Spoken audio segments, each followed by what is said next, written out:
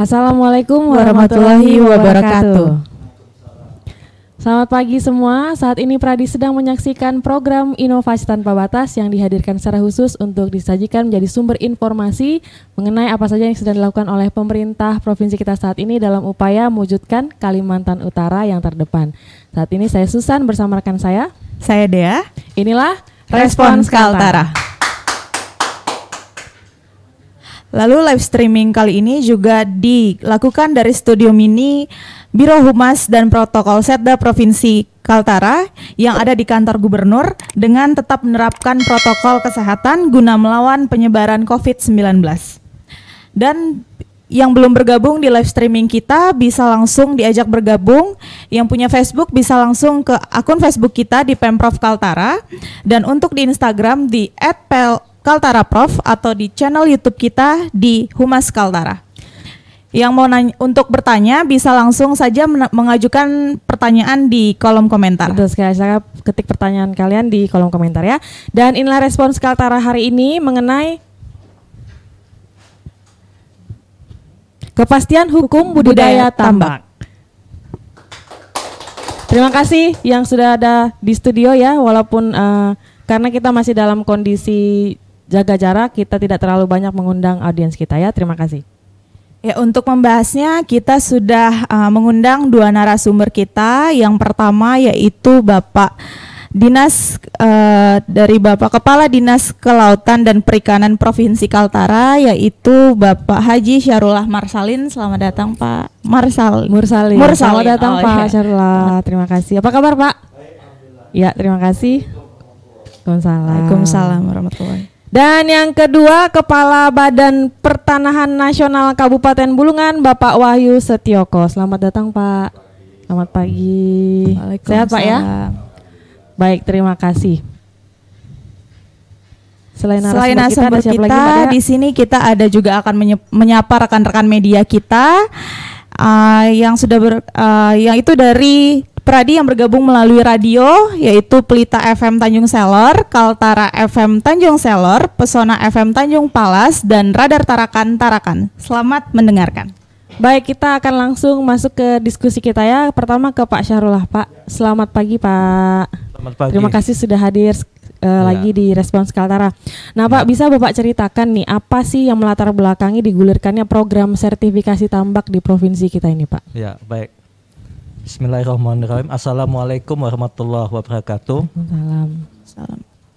Selamat pagi dan salam sejahtera bagi kita semua. Yang terhormat Bapak Wahyu Setioko, beliau Kepala BPN Kabupaten Bulungan. Terima kasih Pak atas kehadiran Bapak. Senang dapat bersama-sama mendiskusikan tentang, saya buka aja ya. Iya. Senang dapat berkumpul bersama Bapak untuk mendiskusikan dukungan kita terhadap pertambakan di Provinsi Kalimantan Utara. Pradi sekalian dan host kita pada pagi hari ini, saya mengucapkan terima kasih atas undangan yang disampaikan oleh tim Respons Kaltara untuk kembali lagi tampil di sini mendiskusikan berkaitan dengan pengelolaan tambak, khususnya sertifikasi lahan tambak. Biasanya saya kesini tuh ketika saya masih dinas komunikasi dan informatika. Dulu saya di komunikasi dan informatika Pak. Jadi 5 bulan terakhir saya di Dinas Kelautan dan Perikanan. Baik Pradi sekalian, mungkin dapat saya sampaikan beberapa hal berkaitan dengan kebijakan kita mengenai sertifikasi lahan tambak ini. Seperti kita ketahui, sektor kelautan dan perikanan ini sama dengan sektor lainnya. Tentu setiap kegiatannya dia mempunyai yang namanya faktor produksi. Nah, untuk pertambakan ini lahan produksi, faktor produksinya minimal menurut saya ada 4. Yang pertama lahan, ini lahan tambak, nanti kita diskusikan lebih dalam. Kemudian yang kedua modal, faktor modal. Yang ketiga faktor produksi tenaga kerja. Dan yang keempat adalah manajemen. Manajemen itu adalah kemampuan si pengelola tambak, itu yang kita maksud dengan faktor produksi. Nah, faktor produksi ini satu dengan lainnya saya lihat keterkaitan. Nah, lahan itu merupakan salah satu faktor produksi penting untuk kegiatan pertambakan ini. Oleh sebab itu, kami merasa penting untuk mendukung kawan-kawan petambak agar dia memiliki lahan tambak yang tersertifikasi. Nah, kegunaannya apa? Yang pertama, jika dia sudah mempunyai sertifikat lahan, maka dia bisa berusaha lebih nyaman, lebih karena legal kegiatannya. Karena selama ini memang belum banyak Pak petambak yang mempunyai lahan yang tersertifikasi. Yang kedua, jika dia mempunyai sertifikat, tentu ini dapat digunakan sebagai modal usaha atau sebagai jaminan kepada perbankan atau lembaga lainnya yang bukan bank. Seperti kita ketahui memang sektor kelautan dan perikanan atau pertanian pada umumnya itu salah satu kesulitan kita adalah ketidaksediaan kita punya anggunan, karena tentu ada bank atau lembaga keuangan bukan bank itu agak susah memberikan atau menyalurkan pinjaman tanpa ada anggunannya gitu. Jadi ini upaya kita memberi dukungan kepada para petambak supaya mempunyai aset yang dapat digunakan sebagai anggunan sehingga dia dapat mendapat modal usaha untuk kegiatan pertambakannya, budidayanya. Kalau kami istilahnya sebenarnya budidaya sebetulnya. Jadi kalau di undang-undang namanya pembudidayaan ikan, atau kalau nama petambaknya pembudidaya sebetulnya. Mungkin itu beberapa hal yang saya sampaikan. Jadi dapat kami simpulkan kebijakan ini prinsipnya adalah mendukung kegiatan pembudidayan ikan. Yang pertama untuk memperkuat asetnya, yang kedua untuk meningkatkan modalnya. Mungkin itu yang dapat saya sampaikan. Baik, ya Pak, kita mendengar kata sertifikasi nih Pak ya. Cuman mungkin tidak semua orang memahami. Nah, sertifikasi itu sebenarnya lahannya diapakan ini Pak sebenarnya? Disertifikasi teknis-teknisnya bagaimana?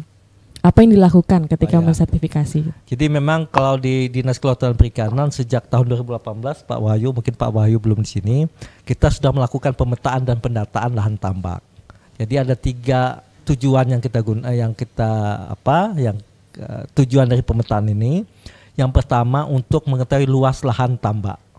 Ya, jadi luas lahan tambak secara keseluruhan di Provinsi Kalimantan Utara meliputi 4 kabupaten kota yang ada. Karena Malinau itu tidak ada lahan tambaknya. Kemudian yang kedua, kita ingin mengetahui luas perpetakannya. Jadi masing-masing petakannya itu berapa luasannya. Nanti kami kasih lihat contohnya. Kemudian yang ketiga, kita ingin mengetahui siapa penggarapnya. Mohon maaf saya pada kesempatan ini menyebutkan penggarapnya karena memang secara formal legal petambak ini belum punya izinnya Pak. Memang dulu ada SIOP tapi karena beberapa lokasi lahan tambak itu kan di daerah hutan produksi, jadi banyak yang izin yang sudah ada dulu dicabut karena tidak memenuhi ketentuan perundang-undangan. Itu 3 hal itu.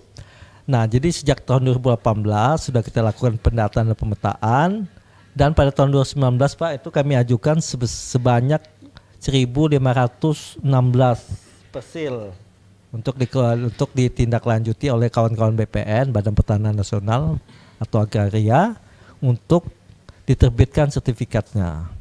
Kemudian dilanjutkan lagi pada tahun ini 2020 kita lanjutkan. Yang tahun 2018 kita melakukan pemetaan dan pendataan di Kabupaten Bulungan dan Kota Tarakan. Ya. Kemudian pada tahun 2020 ini kita lakukan lagi pemetaan pendataan kembali untuk wilayah Kabupaten Nunukan dan Kabupaten Tanah Tidung. Itu yang sudah kami ajukan Pak, 139. Mudah-mudahan ini dapat kita proses lebih sesuai harapan kita. Itu mungkin yang dapat kami sampaikan berkaitan dengan proses sertifikasinya. Itu mungkin lahannya itu wewenangnya Badan Pertanahan. Baik. Jadi beliau nanti bisa lebih menjelaskan. Jadi intinya kami melakukan kegiatan pemetaan pendataan ini sebagai data awal untuk kita ajukan ke Badan Pertanahan. Ini sebenarnya menindaklanjuti usulan Bapak Gubernur Dr. Rianto Lambri ketika mendiskusikannya bersama Bapak Presiden ketika beliau ada kunjungan ke sini pada bulan tahun 2018 tuh ya, ketika ngajukan itu. Jadi ini tindak lanjut itu. Jadi semua kegiatan ini merupakan perintah dari atau arahan dari Bapak Gubernur Kalimantan Utara, Bapak Dr. Rianto Lamri. Jadi nanti selanjutnya mudah-mudahan bisa dapat selesai sehingga kawan-kawan petambak ini atau penggarap petambak ini bisa memiliki sertifikat. Itu. Jadi kalau di kementerian namanya prasehatkan. Prasehatkan itu percepatan sertifikasi hak atas tanah. Oh, siap. Bagi pembudidaya ikan, itu jadi namanya prasehatkan. Jadi sebetulnya kegiatan ini tidak hanya di budidaya Pak, di penangkapan atau kalau di kami itu namanya Direktorat Jenderal Perikanan Tangkap. Jadi ada perikanan budidaya, ada perikanan tangkap. Kalau di perikanan tangkap itu namanya sehat aja, sehat. Jadi sehat itu sertifikasi hak atas tanah untuk nelayan gitu aja. Jadi ada 2 kegiatan. Yang di budidaya ada juga untuk sertifikasinya di nelayan juga ada. Nah hanya saja karena ada wabah pandemi COVID ini Pak, untuk kegiatan perikanan tangkap dikurangi anggarannya, yang ada nih memang untuk budidaya. Nah kalau kebetulan kita juga sangat luas, ada sekitar 150.000 hektar, tapi yang terdata kita 129.000 hektar Pak, itu datanya. Kemudian kita pada bersamaan saat ini kami juga ada rapat koordinasi dengan Dirjen Direktur Jenderal Perikanan Budidaya berkaitan dengan prasehatkan ini. Tapi saya tugaskan yang membeda salah satu kasih kami seksi budidaya untuk mendiskusikan lebih lanjut untuk kegiatan di tahun 2021, dukungan tentang sertifikasi hak atas tanah ini bagi pembudidaya. Jadi menurut saya ini dukungan penuh dari Kementerian dan Pemerintah Provinsi Kalimantan Utara untuk memberikan kelegalan kepada pembudidaya di dalam melakukan usaha budidayanya. Itu Mbak. Baik Pak Syahrullah, terima kasih. Berarti Mbak Dea tadi sertifikasi itu hal yang penting ya. Iya. Sebelum kita ke Pak Wahyu, masih ada satu pertanyaan untuk, ke Pak Syahrullah. Sertifikasinya tadi itu Pak, itu ada kaitannya dengan peraturan perdagangan internasional apa seperti apa Pak untuk sertifikasi yang telah Bapak sebutkan tadi? Oh ya, jadi begini, sertifikasi hak atas tanah ini sebenarnya tidak ada kaitannya dengan kebijakan atau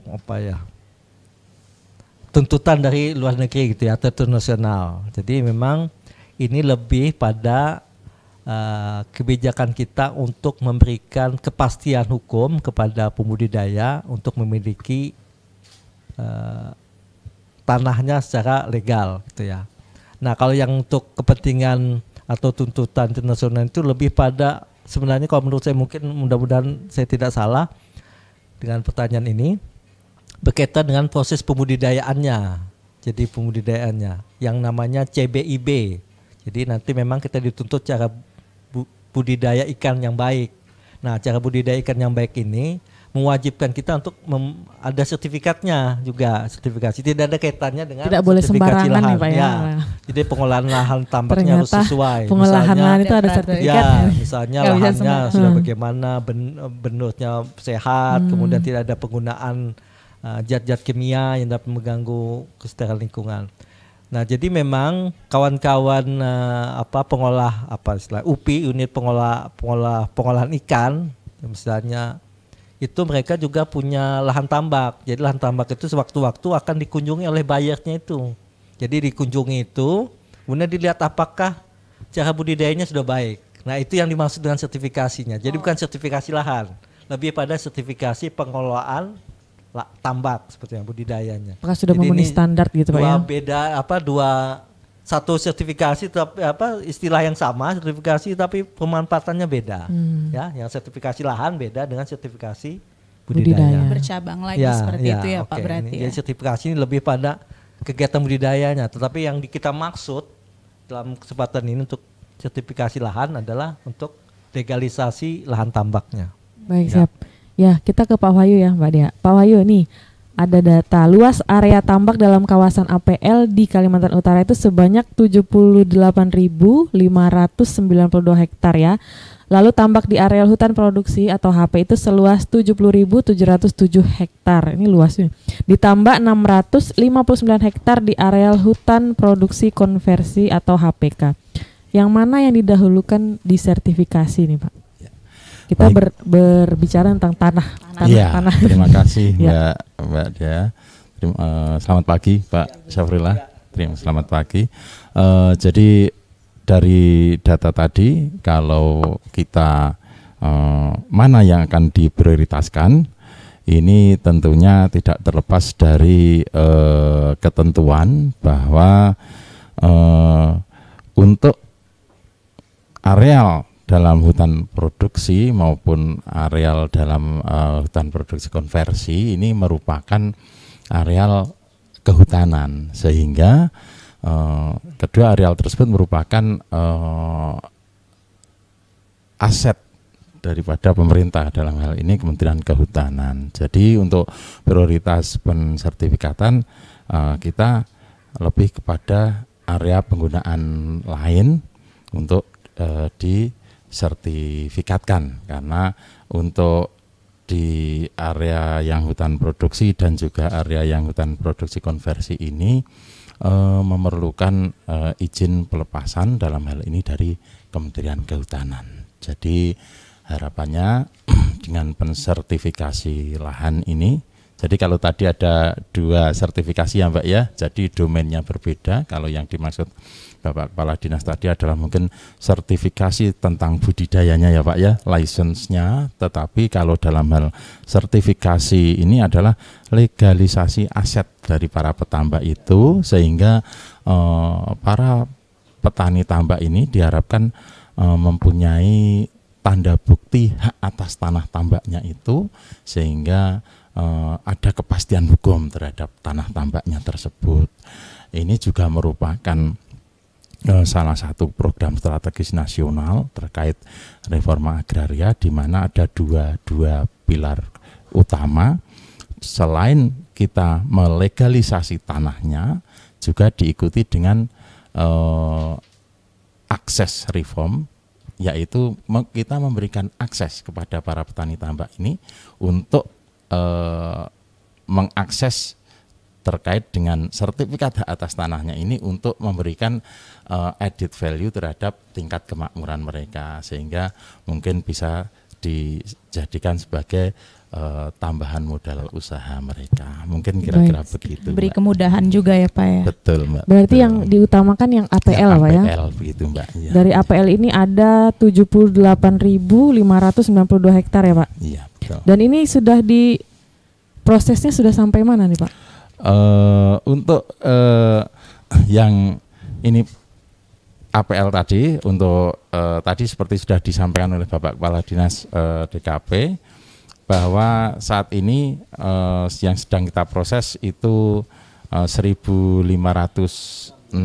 bidang tahun kemarin, dan diharapkan nanti untuk tahun-tahun berikutnya nanti kegiatan ini akan berlanjut, sehingga harapannya nanti untuk tanah-tanah tambak akan secara bertahap dapat dilakukan sertifikasi. Baik. Begitu. Kalau dari BPN Bulungan sendiri, apa ada deadline khususnya Pak? Maksudnya itu dari sekian hektar untuk tahun ini sekian, tahun ini sekian, atau memang mengikuti tingkatan aturan dari pusat begitu? Dijadwalkan. Jadi ini juga terkait dengan dari pengajuan dari Dinas Perikanan dan Kelautan terkait program itu. Ini sifatnya kegiatan lintas sektor, sehingga kami berkolaborasi dengan Pak Syafrullah dalam hal ini. Harapannya nanti untuk tahun-tahun berikutnya bisa lebih kita tingkatkan lagi ya Pak untuk targetnya. Namun demikian perlu juga kita perhatikan bahwa hal ini tidak terlepas juga dengan kesiapan data-data di lapangan, baik tentunya data yuridis yang nantinya akan memastikan bahwa memang terhadap tanah-tanah tersebut dapat dilakukan untuk proses penerbitan sertifikatnya, begitu. gitu Baik. Mbak. Nah, untuk dari ini nih Pak, dari segi yuridis sendiri, ada konsekuensi dari pembuat sertifikat ini, ada konsekuensinya nggak Pak untuk pembuatan tanah APL, HP dan HPA ini sendiri? Oh iya Mbak. Jadi dalam hal konsekuensi dari segi yuridis bahwa penerbitan sertifikat terutama dalam kawasan hutan ini otomatis kan akan merubah statusnya dari yang semula kawasan hutan menjadi kawasan bukan hutan. Ini tentunya bukan merupakan kewenangan kantor pertanahan, tetapi dalam hal ini merupakan kewenangan pemerintah. Dalam hal ini adalah kewenangan Kementerian Kehutanan, sehingga kalau nanti kawasan hutan ini diterbitkan melakukan sertifikasi di atas tanah kawasan hutan tanpa ada izin pelepasan dari Kementerian Kehutanan, hal tersebut merupakan perbuatan yang melawan hukum. Seperti itu Mbak. Baik, itu ada bidang lain ya yang menjawabnya. Tapi ini Pak, mungkin bisa dijelaskan ke Pradik, kira-kira apa sih syarat dan kriteria lahan tambak agar bisa disertifikasi? Ada nggak kriterianya? Iya, jadi untuk tambak ini merupakan lahan pertanian, sehingga tambak itu lahan pertanian. Iya, jadi tentunya ada hal yang perlu diperhatikan bahwa terkait dengan sertifikasi tanah-tanah pertanian harus diperhatikan ketentuan-ketentuan menyangkut tanah absente. Artinya terhadap lahan pertanian ada ketentuan bahwa subjek hak dalam hal ini adalah calon penerima sertifikat, dalam hal ini pemilik tanah. Regulasinya adalah mereka berdomisili dalam wilayah kecamatan yang sama dengan letak tanahnya tersebut, atau perkecualiannya adalah tanah tersebut kecamatannya berbatasan. Ini tentunya juga ketentuan yang perlu menjadi perhatian. Kemudian untuk kelengkapan. Artinya Pak, maaf ya. saya potong. Artinya kalau jauh lokasinya tidak di kecamatan yang sama itu tidak bisa berarti Pak? Iya. Jadi kan biasanya ada yang punya tanah di mana dijadikan lahan pertanian gitu. Jadi untuk calon pemegang hak yang berada jauh, tidak dalam satu wilayah kecamatan atau ini tidak diperkenankan, atau ada regulasi bahwa nantinya dalam jangka waktu tertentu diwajibkan untuk mengalihkan haknya, kepada artinya lain. Tanah ini tidak bisa beli jauh-jauh Pak ya kalau mau dijadikan lahan pertanian. Filosofinya bahwa diharapkan bahwa dengan domisili yang sama dengan letak tanah, tanah pertanian ini akan dapat dimanfaatkan, dapat dikelola dengan baik dan tidak diterlantarkan. Filosofinya filosofinya begitu. Ternyata ada filosofinya. Di daerah Tanjung Selor sendiri banyak yang mempunyai tanah seperti kayak tinggalnya di Tanjung Selor tapi tanahnya di daerah lain, di kecamatan, daerah mana, gitu. kabupaten yang lain juga. Memang regulasinya untuk tanah absente seperti itu. Nah itu yang pertama Pak. Yang berikutnya? Untuk kelengkapan untuk pengurusan sertifikat ini perlu kita perhatikan. Nanti juga selain formulir-formulir yang nanti bisa disediakan oleh teman-teman di kantor pertanahan, juga yang terpenting adalah bahwa alas haknya ini harus jelas, dari mana perolehannya, kemudian bukti-bukti pendukungnya ini juga harus jelas, dapat di riwayat kepemilikannya, statusnya juga harus jelas. Itu yang terpenting. Dan yang terpenting lagi adalah batas-batas tanahnya ini sudah jelas. Jangan sampai nanti masih ada kendala dengan pihak yang bersebelahan seperti itu. Nanti kedepannya jangan sampai terjadi konflik seperti itu Mbak, barangkali. Itu kira-kira ya syarat yang harus dipenuhi untuk kriteria tanah tadi. Baik, Pradi, kita akan melanjutkan perbincangan kita, tapi kita jeda sesaat. Jangan kemana-mana, tetap di Respons Kaltara.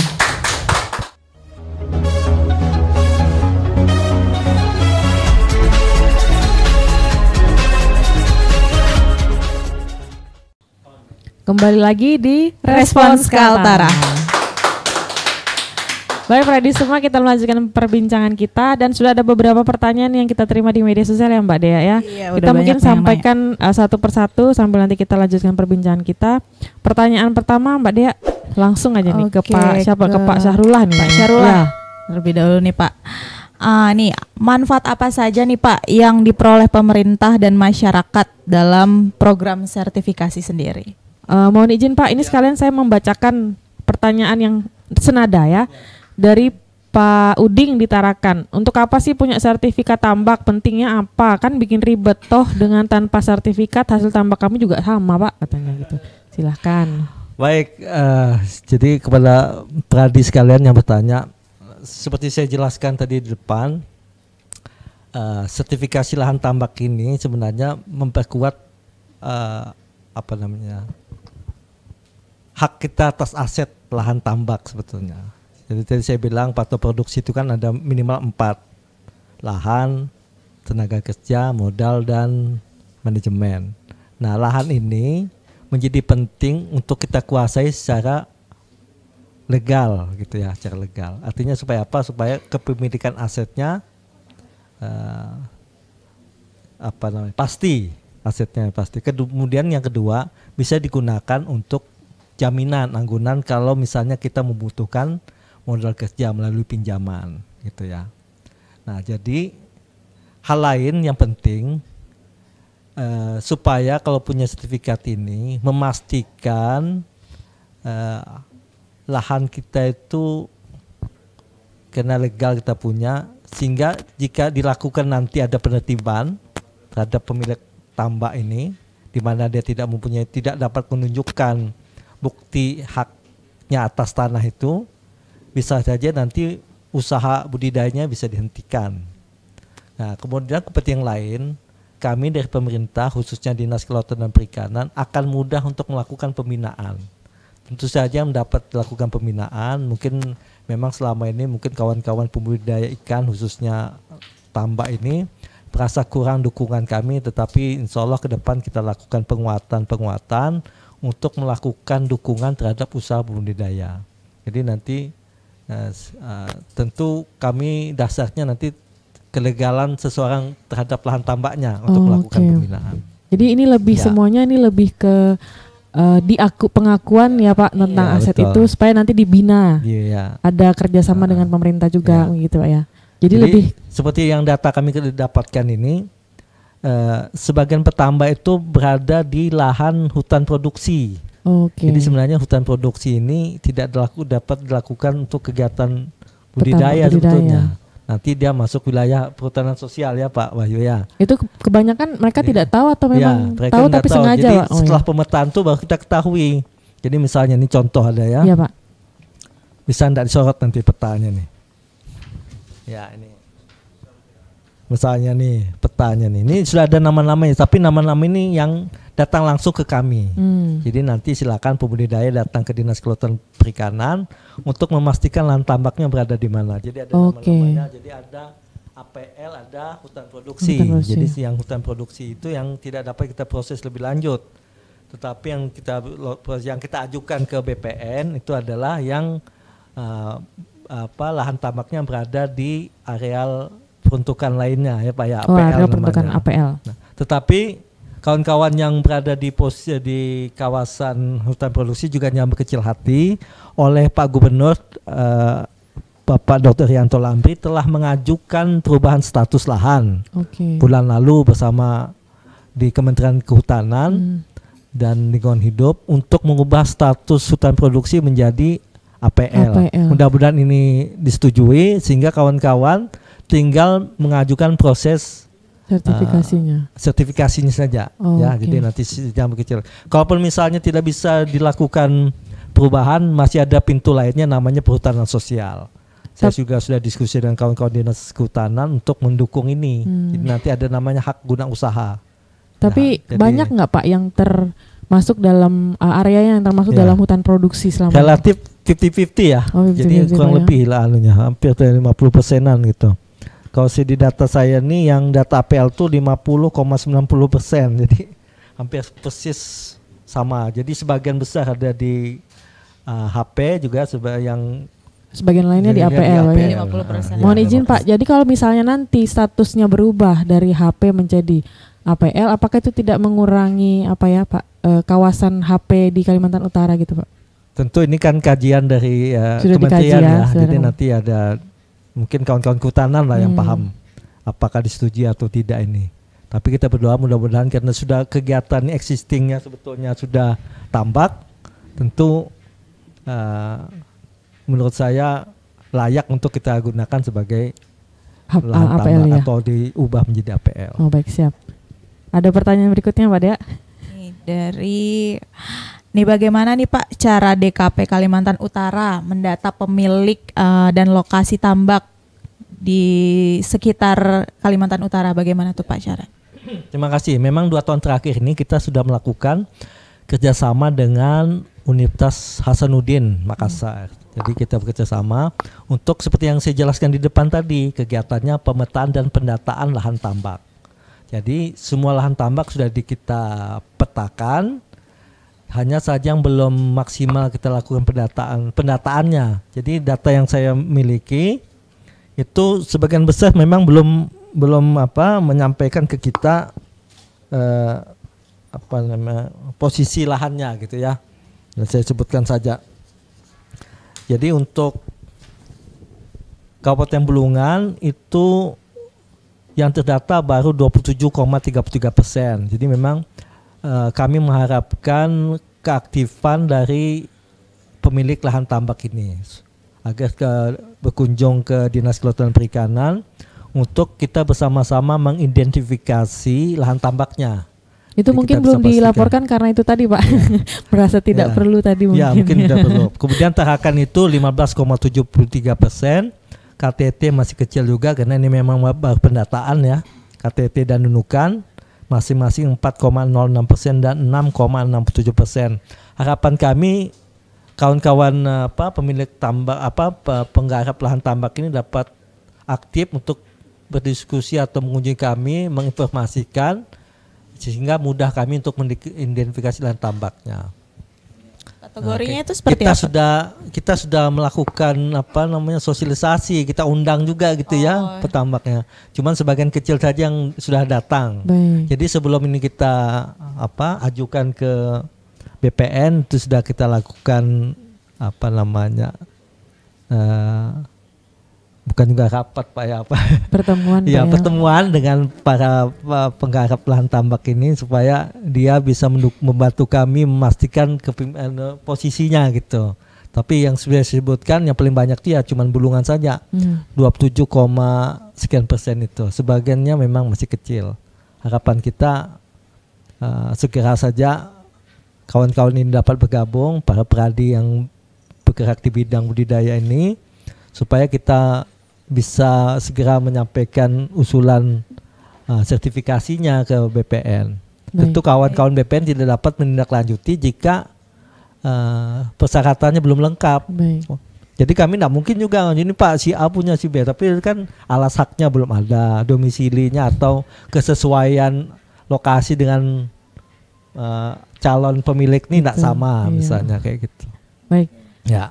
Ya, Pak tadi sudah dijelaskan. Kemudian dari pemetaan yang ada sampai hari ini yang sementara ini itu terbanyak di mana Pak lahan? Jadi memang lahan yang terbanyak itu ya di Kabupaten Bulungan. Ya. Jadi memang Kabupaten Bulungan paling banyak. Lahannya itu sekitar 21.000 hektar dia. Ya, paling banyak. Mayoritas di Bulungan Pak ya. Baik, ini ada juga pertanyaan yang sudah kita terima. Sudah berapa permohonan pengajuan sertifikasi lahan tambak yang diproses di BPN dan sudah berapa yang diterbitkan sertifikatnya? Ini ke Pak Wahyu berarti. Baik, terima kasih. Selamat pagi. Jadi untuk permohonan sertifikasi tanah tambak yang sudah kami kerjakan, yang kita fasilitasi Pak, difasilitasi dari Dinas Kelautan dan Perikanan itu ada 1.516 bidang 2019 dan itu sudah kita laksanakan. Namun demikian kami juga mohon kerjasamanya dari ini masyarakat juga agar untuk kedepannya yang kegiatan-kegiatan sertifikasi tanah tambak ini bisa dari pemohon ini betul-betul menyiapkan data-data yang diperlukan sehingga nanti kita bisa melakukan penerbitan sertifikat dan bisa kita lakukan dengan lancar untuk prosesnya, tidak ada kendala terkait dengan data pemohonnya maupun data letak tanahnya. Seperti itu, Mbak. Baik, jadi ini sekaligus ya mengingatkan kembali petambak-petambak yang ada ya Pak ya, Pak Sarulaya, panggilan silakan langsung ke DKP untuk mengurus seluruh seluruh berkas-berkasnya ya untuk pengajuan sertifikasi, memudahkan langkah berikutnya ke BPN Pak, betul ya? Iya.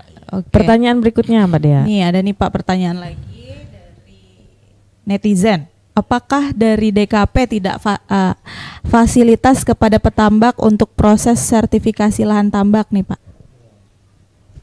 Ya, Fasilitas. jadi sebenarnya yang kita lakukan itu sudah memfasilitasi sebetulnya ya. Sejak proses pendataan, pemetaan, pertemuan dengan para pembudidaya, Didampingi itu gitu, Pak, ya? upaya-upaya kita memfasilitasi kawan-kawan pembudidaya peradi sekalian untuk segera dapat memiliki sertifikat hak atas tanahnya ini. Cuma memang tidak banyak yang hadir berpartisipasi, sehingga dari luasan yang saya sebutkan tadi hanya sebagian kecil saja yang ikut berpartisipasi untuk mengajukan kelengkapan berkasnya, Pak. Jadi memang masih banyak lagi. Mungkin jadi karena yang dari tadi pertemuan itu kita hari ini banyak sudah informasi yang didapatkan, sehingga nanti banyak penggarap lahan tambak ini dapat berkunjung ke Dinas Kelautan dan Perikanan. Baik, berarti artinya sudah dilakukan ya Mbak Dea ya. Itu semoga dari Pak Haji Sikra bisa menerima ya jawaban dari Pak Syahrul tadi ya. Dan berikutnya pertanyaan lagi ke BPN. Pak Wahyu, sebenarnya berapa hari sih SOP pengurusan sertifikat ini? Faktanya pengurusan sampai berhari-hari bahkan berbulan-bulan. Kemudian biayanya apakah benar sampai puluhan juta, Pak? Berapa sih sebenarnya biaya sertifikat yang reguler itu di luar Prona dari warga Selimau? Iya, terima kasih atas pertanyaannya dari Selimau ya, Mbak. Iya, dari Selimau. Ya. Jadi terkait dengan pengurusan sertifikat itu sudah ada SOP terkait waktu dan juga sudah ada ketentuan terkait biaya. Untuk kegiatan terkait dengan SOP waktunya ini juga tentunya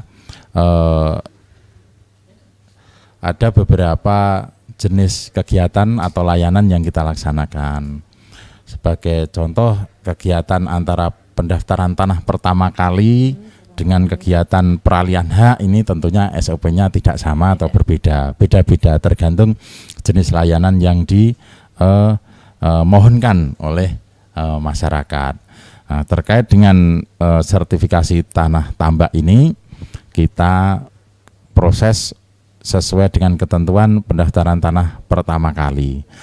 Ini prosesnya sesuai SOP itu 58 hari. Jadi untuk kegiatan lain ya? ada yang jauh di bawah dari itu. Misalkan kegiatan peralihan hak itu SOP-nya juga lebih singkat lagi, tidak sama. Terkait dengan biaya yang reguler di luar Prona, jadi Prona itu sekarang namanya PTSL. Jadi kalau yang reguler, dimaksud reguler itu masyarakat mendaftarkan sendiri permohonannya ke kantor pertanahan untuk macam-macam jenis layanan yang diinginkan oleh masyarakat. Ini ketentuan mengenai biayanya sudah diatur sesuai PP 128. Kemudian untuk besarannya tentunya juga tidak bisa flat sama, ada jenis-jenis biayanya tergantung dengan jenis permohonannya.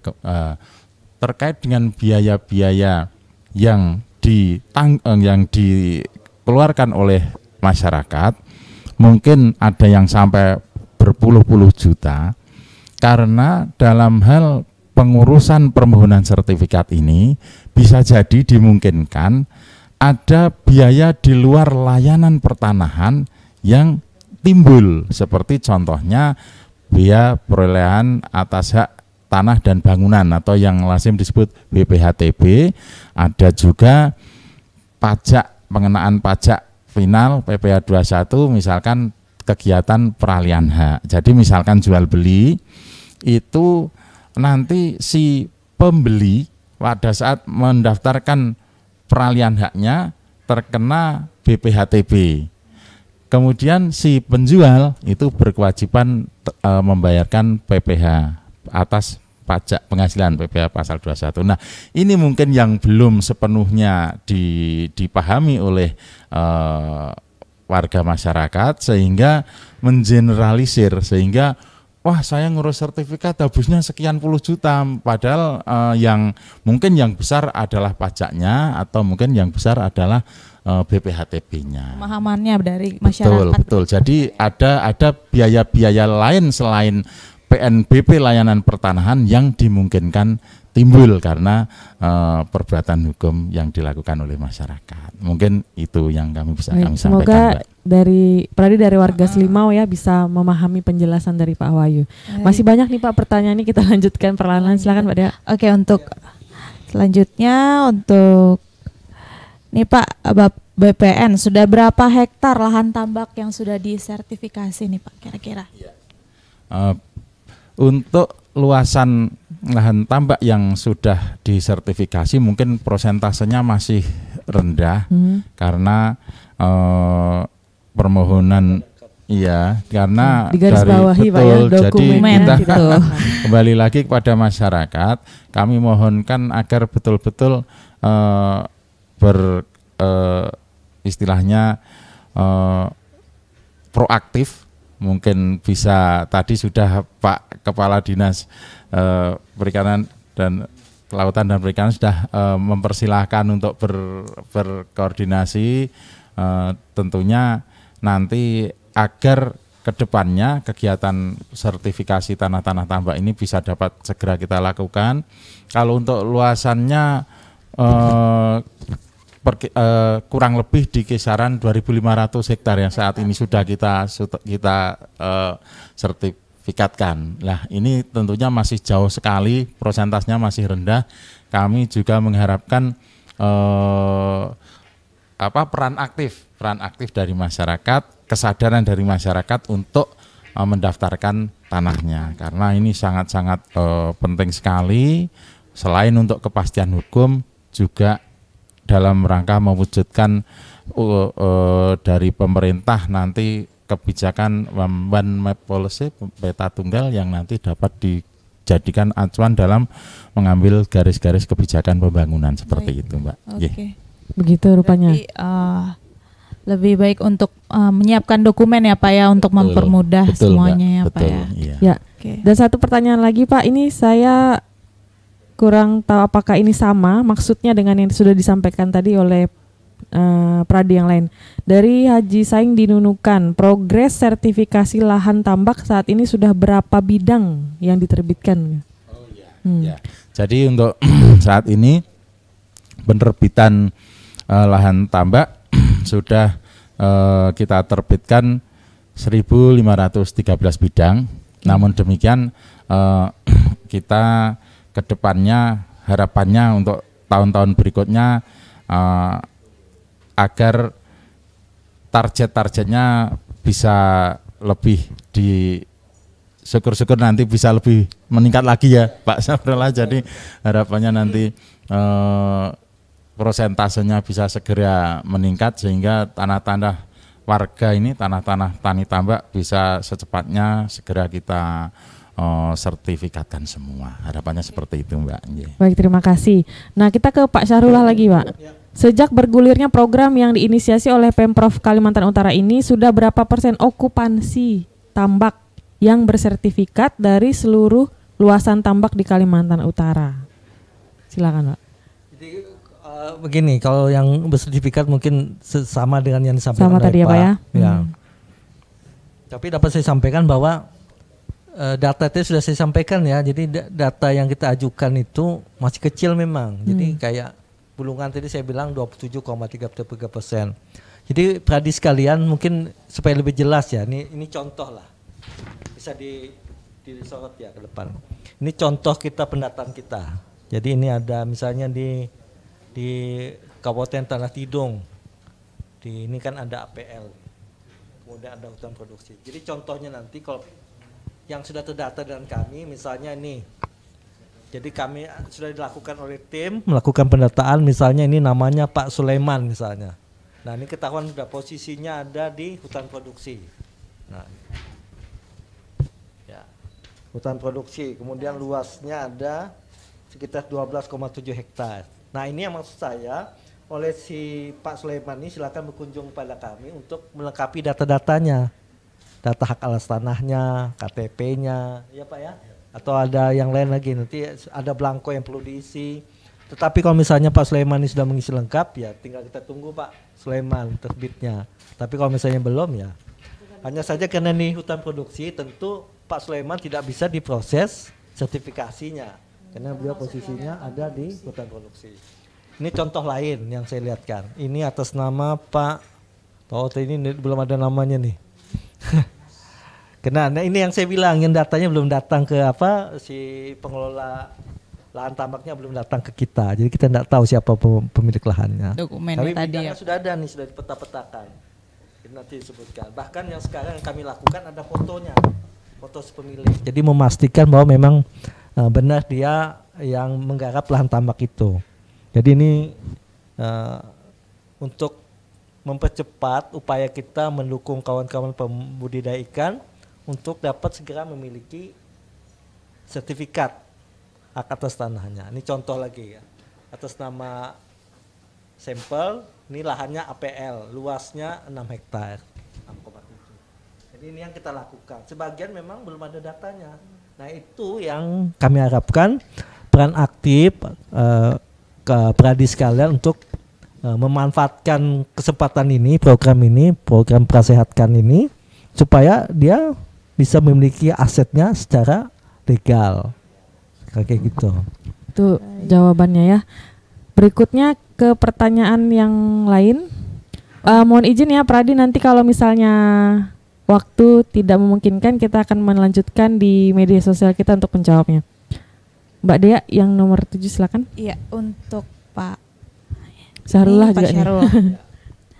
Apa nih Pak yang dihadapi kesulitan dan tantangan dalam melakukan program sertifikasi tambak di Kalimantan Utara sendiri Pak? Ya. Sebenarnya relatif tidak ada permasalahan sebetulnya program sertifikasi lahan tambak ini. Hanya saja yang penting ada kerjasama dan peran aktif dari si penggarap lahan tambak. Itu saja sebetulnya. Karena semuanya kan kita yang sediakan, kita yang siapkan. Mulai pendataannya, pemetaannya, bahkan pengajuannya ke BPN itu yang kita ajukan. Jadi yang penting kawan-kawan pembudidaya silakan datang, tunjukkan, nanti kita sama-sama ke lapangan, kita pastikan itu memang lahannya tidak tumbang tindih dengan pemilik lainnya Pak. gitu ya, penggarap lainnya, supaya nanti tidak terjadi konflik-konflik sosial yang tidak kita harapkan. Itu saja yang penting, itu saja. Jadi yang kawan-kawan pradi sekalian, penggarap lahan tambak silahkan berperan aktif, berkunjung pada kami siap membantu untuk memfasilitasi kepemilikan hak atas tanahnya ini. Baik, terima kasih. Ke Pak Wahyu nih, kita ada pertanyaan lagi. Kalau misalnya berpotensi untuk bersengketa lahannya nih Pak, kira-kira cara dari BPN mengatasinya bagaimana nih Pak untuk terkait dengan penerbitan sertifikat. Baik Mbak, Pradi sekalian, terkait dengan cara kita meminimalisir potensi sengketa terkait penerbitan sertifikat dalam proses atau dalam asas pendaftaran tanah itu ada yang disebut asas kontradiktur delimitasi. Artinya delimitasi, ya. bahwa kantor pertanahan akan melanjutkan proses pendaftaran tanah apabila sudah ada persetujuan dari pihak-pihak tetangga yang berbatasan. Jadi sehingga salah satu syarat untuk mendaftarkan sertifikat selain tadi disampaikan dokumen-dokumen harus lengkap, yang tidak kalah penting adalah kepastian objeknya, Mbak. Jadi tanahnya ini letaknya di mana, batasnya di mana, ini menjadi tanggung jawab pemohon untuk menunjukkan kepada petugas, sehingga petugas kami dari kantor pertanahan ini ketika melakukan pengumpulan data fisik di lapangan ini sudah harus jelas batas-batasnya, dan yang terpenting lagi sudah mendapatkan persetujuan dari pihak-pihak tetangga yang berbatasan. Itulah yang di salah satu asas yang tadi saya sebutkan, sehingga hal ini nanti tidak menimbulkan konflik pertanahan di kemudian hari. Seperti itu. Baik, terima kasih. Ya, karena masalah tanah ini agak sensitif, Pak ya. Iya, betul. Jadi harus hati-hati. Berikutnya. Baik. Berikutnya nih Pak, bagaimana mencegah adanya tambak-tambak siluman atau bodong yang tuh, memanfaatkan Pak, yang memanfaatkan momentum sertifikat sendiri. Jadi mungkin penjelasan kami terkait dengan asas kontradiktor delimitasi tadi juga ini juga sebagai langkah preventif untuk mencegah adanya istilahnya tadi ya tambak-tambak siluman atau tambak bodong itu ya Mbak ya. Jadi dari dengan adanya persetujuan tetangga yang berbatasan, tentunya mereka tentunya akan saling mengenal dengan tetangga satu dan yang lainnya, dan kemudian hal tersebut dapat kita cegah ketika ada orang-orang yang mempunyai etikat kurang baik ataupun ingin menguasai tanah dengan cara yang melanggar hukum, sehingga tentunya dengan persetujuan tetangga yang berbatasan, kemudian dengan diketahui oleh aparat pemerintah dari desa maupun kelurahan, kita sama-sama mengawal agar nantinya kegiatan sertifikasi ini tidak dimanfaatkan oleh pihak-pihak yang tidak bertanggung jawab dan mempunyai etikat yang tidak baik. Seperti itu, Mbak. Berarti Mbak Dea bertetangganya harus rukun ya. Iya. Kita harus dapat pengakuan dari tetangga. Nanti kalau enggak tanah kita nggak bisa disertifikasi. Ya. Berikutnya Pak Wahyu, ada juga nih, selama ini di antara pradi yang ada masih ada stereotip seperti ini. Mengurus hal-hal yang berkaitan dengan sertifikasi itu masih ribet, berbelit-belit, susah, petugasnya nggak ramah dan seterusnya. Itu tanggapannya bagaimana, Pak? Iya. Jadi yang itu dulu Pak ya. Kalau sekarang enggak ya bagus. BPN lebih baik.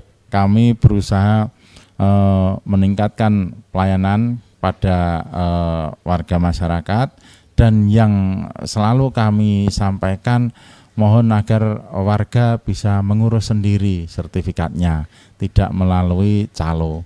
Ini terkait dengan masalah kepastian biaya, silahkan Bapak Ibu bisa menghubungi petugas kami sehingga nanti dapat mendapat gambaran mengenai biaya. Dan sekarang pun untuk pembayaran biaya PNBP layanan pertanahan, Bapak Ibu bisa langsung menyetorkan pada bank persepsi, sehingga tidak ada lagi istilahnya biaya yang disampaikan secara tunai, tetapi sekarang semua sudah bisa dilakukan langsung penyetoran di bank-bank persepsi. Seperti itu, Mbak. Lalu Pak, di masa pandemi seperti ini pelayanan masih dilakukan seperti biasa?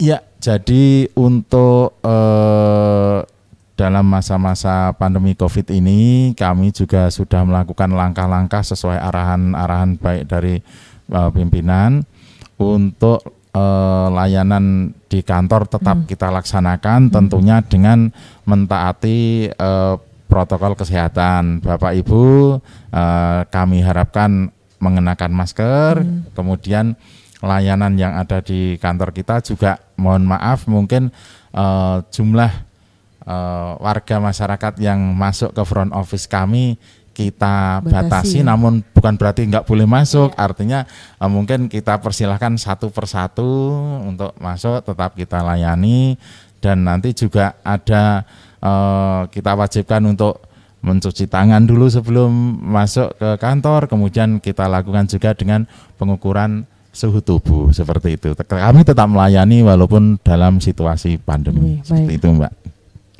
Yang terakhir kayaknya nih Mbak Dia. Iya, ini yang pertanyaan terakhir nih Pak. Apakah sertifikat tambak yang diterbitkan bersifat hak milik atau hak pakai nih Pak? Jika hak pakai berapa tahun Pak masa berlakunya? Iya, jadi terkait jenis hak yang kita terbitkan, tentunya kita sesuai dengan ketentuan siapa yang memohon sertifikat ini. Kepada pemohon yang memenuhi syarat untuk memperoleh hak milik, tentunya akan kita terbitkan hak milik. Kemudian kalau pemohon ini adalah warga negara Indonesia perseorangan dan permohonan memenuhi syarat untuk kita terbitkan hak milik, kita terbitkan hak milik. Kemudian untuk hak pakai ini biasanya kita terbitkan hak pakai untuk tanah-tanah instansi pemerintah, dan itu untuk jangka waktu adalah selama tanah tersebut digunakan sesuai dengan apa yang dimohonkan. Misalkan untuk tanah kantor dinas tertentu kita terbitkan untuk jangka waktunya selama dipergunakan sesuai dengan permohonannya tersebut. Ya mungkin itu dulu Pak Wahyu dan Pak Syarullah. Sebelum kita masuk ke closing statement, kita akan break sejenak. Baik Pradi, jangan kemana-mana, tetap di Respons Kaltara.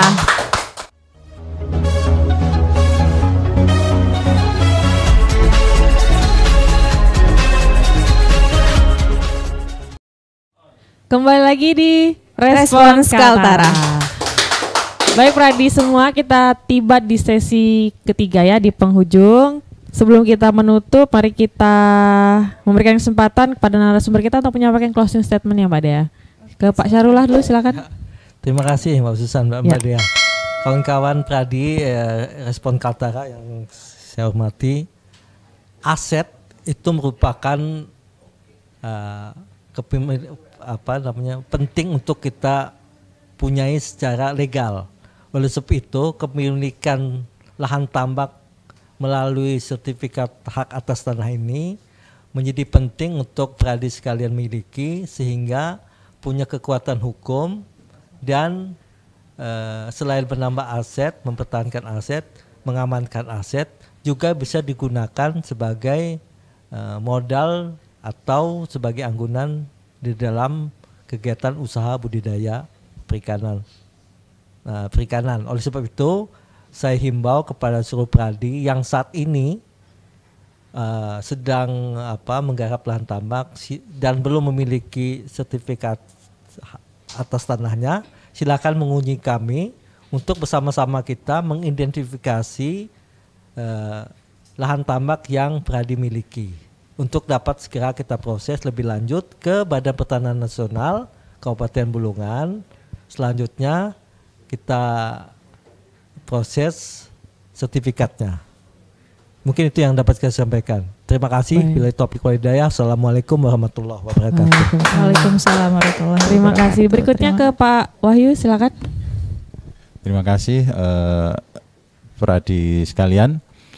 Dalam penghujung acara ini, beberapa hal yang penting sekali untuk kami sampaikan adalah mari kita manfaatkan fasilitas yang sudah diberikan oleh pemerintah ini. Sayang apabila fasilitas ini dilewatkan begitu saja. Artinya dari Dinas Kelautan dan Perikanan sudah memberikan kesempatan yang sangat baik untuk Pradi sekalian, terutama terkait dengan kepemilikan tanah tambak, agar dapat bekerja sama atau berperan aktif untuk menyampaikan terkait dengan data-data kepemilikan, kemudian data dokumen-dokumen terkait dengan permohonan-permohonan, kartu identitas, bukti kepemilikan, agar nanti dapat segera kita tindak lanjuti bersama-sama dengan Pak Kepala Dinas, Pak. Nanti kita bersama-sama melayani warga masyarakat untuk sertifikasi lahan tambak. Dan yang kedua, agar kepada Pradi sekalian terhadap tanah-tanah yang belum bersertifikat segera dilakukan pengurusan sertifikat tanahnya, diurus sendiri, insya Allah lebih lancar, lebih murah, dan lebih pasti. Begitu barangkali yang kami sampaikan. Terima kasih. Assalamualaikum warahmatullahi wabarakatuh. Waalaikumsalam warahmatullahi wabarakatuh. Terima kasih. Dan demikianlah respons Kaltara kali ini. Terima kasih kepada semua narasumber yang sudah hadir, juga kepada Pradi yang telah berpartisipasi. Mohon maaf jika ada kekurangan. Sekali lagi terima kasih juga kepada Sobat Pelita FM Tanjung Selor, Pesona FM Tanjung Palas, dan Radar FM Tarakan. Nantikan terus respons Kaltara setiap hari Rabu, tapi hari ini kita tampil hari Selasa ya. Dan jangan lewatkan program lainnya di media sosial Humas Kaltara. Ada Reka Suara, Irianto Menjawab, Harian Giga, Cerita Darah, Humas Goes to School, dan Kaltara Sepekan. Kami berharap semuanya dapat bermanfaat bagi Pradi. Dan bagi Pradi yang ingin konsultasi ke Badan Pertanahan Nasional, silakan menghubungi call center di 0552 210 48. Sekali lagi 0552 210 48. Silakan. Terima kasih. Kami pamit. Wassalamualaikum warahmatullahi wabarakatuh.